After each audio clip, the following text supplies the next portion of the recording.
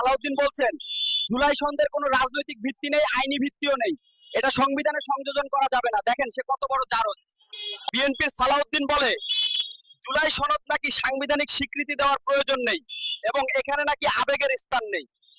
সালাউদ্দিন বলেছেন জুলাই সনদের ব্যাপারে আবেগ বা ভালোবাসার কোনো স্থান নেই।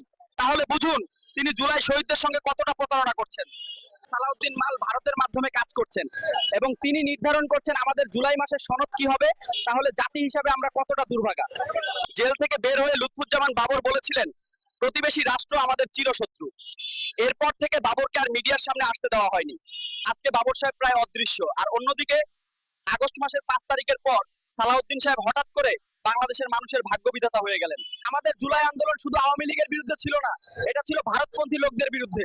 তাই সালাউদ্দিনের এজেন্টকে আমরা তার এজেন্ডা বাস্তবায়ন করতে দেব না। বিএনপি জুলাই শহীদ ও জুলাই আহতদের পরিবার নিয়ে সব আনুষ্ঠানিক কার্যক্রম চালাচ্ছে, কিন্তু তারা জুলাই সনদকে সাংবিধানিক স্বীকৃতি দিতে চায় না।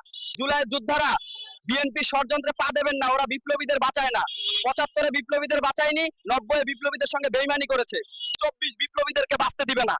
বাংলাদেশের ইতিহাসে প্রত্যেকটি বিপ্লবের শুধু মায়ে বিএনপি সুযোগ সুবিধা নিয়েছে, কিন্তু বিপ্লবীদের বাঁচায় নাই।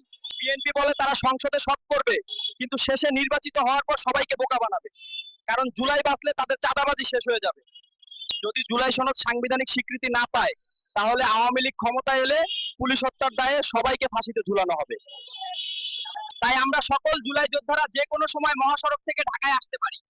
জুলাই সনদকে সাংবিধানিক রূপ দিতে আমরা আবার রাজপথে নামবো।